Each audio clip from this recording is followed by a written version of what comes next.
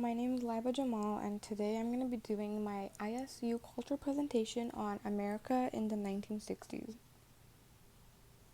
My three pieces from America in the 1960s are a poem called A Poem for Black Hearts by Amiri Baraka, a short story called The Fun They Had by Isaac Asimov, and a song called We Shall Overcome by Mahalia Jackson.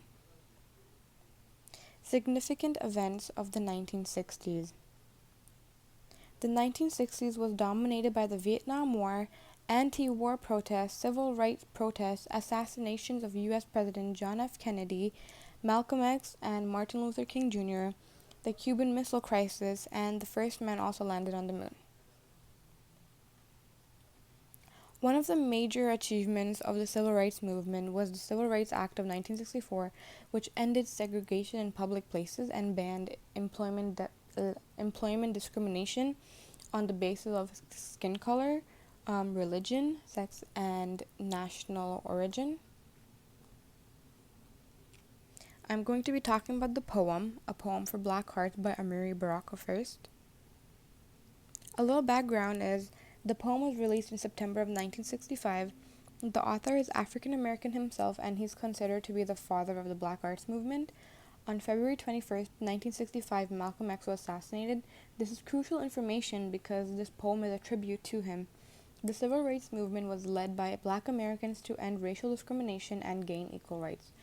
The civil rights movement began in the late 1940s, then ended in the late 1960s. What strikes you about the poem? The poem stood out to me because you could really feel Amiri Baraka's passion, his anger, and his sadness. What story does it tell? The poem was made in honor of Malcolm X. Malcolm was murdered for speaking out against racism and encouraging political action against discrimination. What mood or feelings does the piece evoke? This poem evokes anger and sadness in me because, well, first of all, it angers me because Malcolm was murdered for encouraging the demolition of racism. He was a really good role model. It saddens me because with the assassination of both Malcolm X and Martin Luther King Jr., both great Black American heroes, it shows how the racist population in the United States really wanted the African American population silenced. Does this piece remind you of anything that was going on in the country at the time? Well, the poem is heavily influenced by what was going on at the time. Malcolm X's assassination and civil rights protests were the main inspiration. Malcolm was a very inspiring individual because he spoke for the oppressed Black community and the Muslim community as well. When he was assassinated, it left a hole in many people's hearts. You can clearly see all the emotion Baraka had while writing this poem. For instance, in this quote, when they broke the face of some dumb white men and stupid animals that kill him, his anger is clearly evident. What was the author trying to portray about his era through this piece? The author was trying to portray the discrimination and unjust killing through the poem. Theme. The theme of the poem is to instill awareness and self-consciousness in African American men, so they are encouraged to be active in the fight for civil rights. And Amiri Baraka also encouraged people to follow in the footsteps of Malcolm X and Martin Luther King Jr. in the fight for equal rights. Literary devices. In the poem, the first literary device was anaphora, which is repetition of the same word or groups of words at the beginning of a phrase. So in the quote, for Malcolm's eyes, for Malcolm's heart, and for Malcolm's pleas, anaphora was used for an artistic effect since it is a poem, and it was also used to draw attention to the repeated words.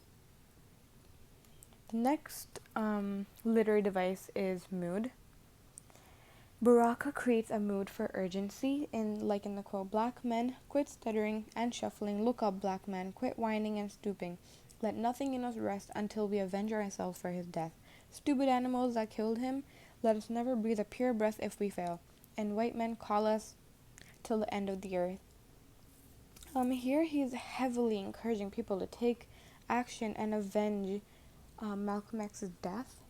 And he also portrayed that if we fail, white men can call us nasty things and we shall never breathe pure air. Hyperbole is the last literary device in the quote from Malcolm's heart, raising us above our filthy cities. Hyperbole is the use of exaggeration for the purpose of emphasis. The emphasis here was drawn to Malcolm, and that his pure heart was raising people above the filthy cities. Obviously, his heart isn't actually raising people above cities. It's exaggeration to show emphasis. Thesis. The topic was justice, and the theme is to instill self-consciousness and bring awareness to the unjust death of black leaders and the civil rights protests. In the poem, the author tributes Malcolm X and claims that we must fight harder for equal rights in order to honor him. My next piece is The Fun They Had by Isaac Asimov. A little background. The short story was written in December of 1961. Isaac Asimov was an American writer and professor of biochemistry at Boston University. He was clearly aware of the scientific advances going on in the country due to his scientific background. What strikes you about this short story? Well, the short story stood out to me because even though it was written in the 1960s, some things they mentioned as a joke became a reality. What story does it tell? The author mentions that in 2155, there are barely any books, they are all available on a screen. Well, flash forward, in the modern world today, most people read books on their phones. The short story also mentioned that the teachers are now robots in 2155. This reminded me of how, due to the pandemic, all of our schoolwork is done online. Not necessarily on a robot, but on a computer. What mood or feeling does this piece evoke? Well, this short story was a little nostalgic for me because the protagonist Margie talks about how fun school used to be, like in the old days, and that reminded me of like elementary days where school wasn't stressful, you know? Anyways, and it also made me feel like robot teachers could actually become a reality in the future. Does this piece remind you of anything that was going on in the country? The short story isn't inspired by any current events of the time because it is a fictional short story. But the jokes about no more teachers and no more books in the future are becoming a reality, and that is what makes this short story so remarkable. It was written in the 60s, and the author was somehow able to predict the future. Can you identify what the author was trying to portray about his world through these pieces?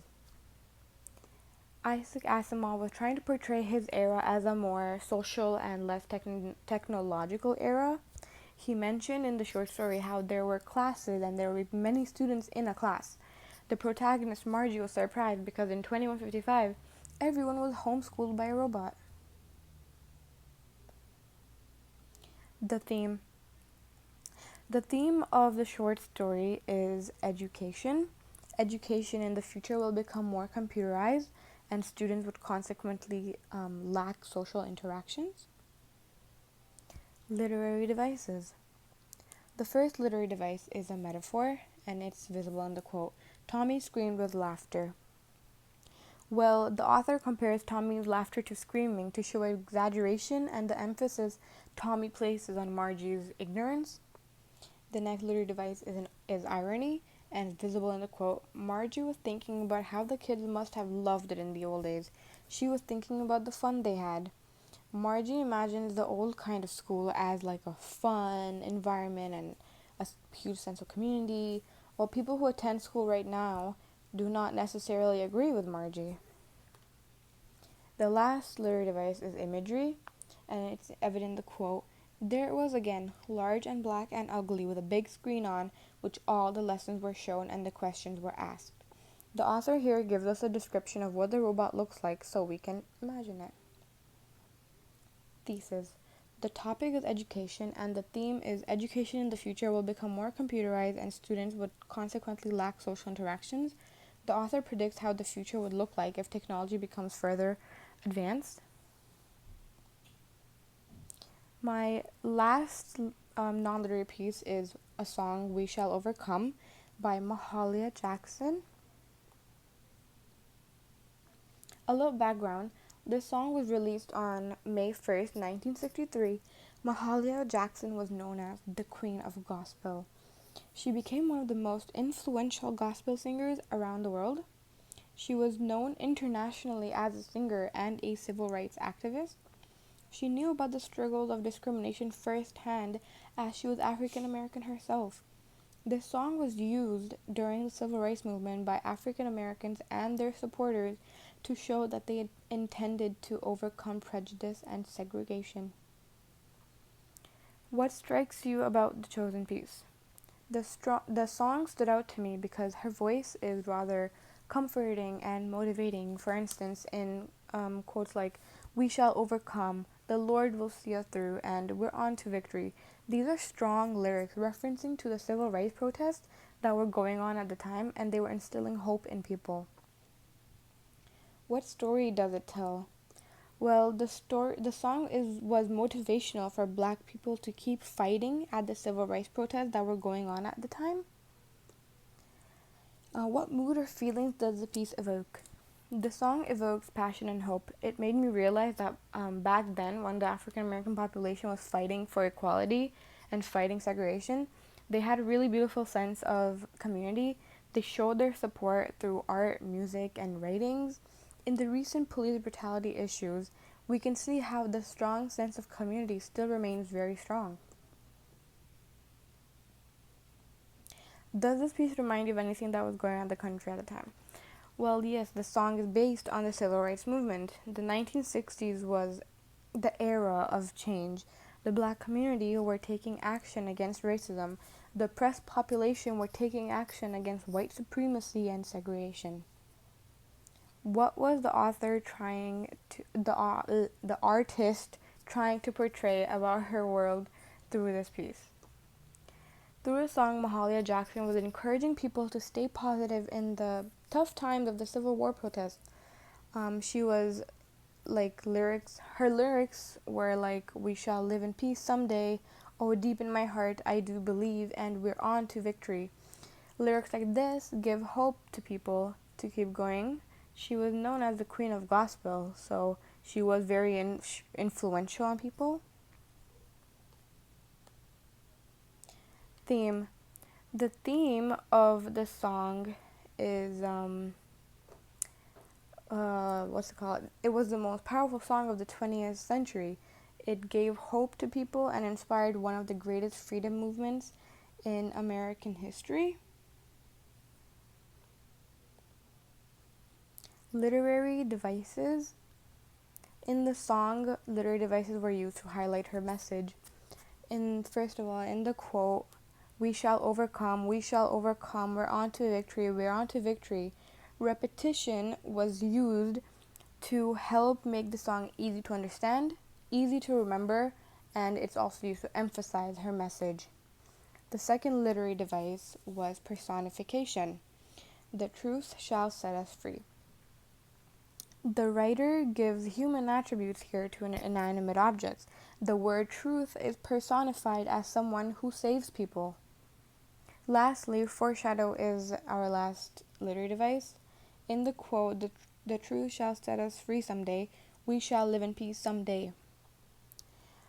The This is a foreshadow because the outcome of the civil rights protests resulted in the Civil Rights Act, which banned discrimination. So they finally found the peace they were looking for.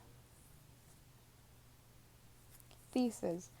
The topic was hope, and the theme was the song gave hope to people and inspired one of the greatest freedom movements in American history.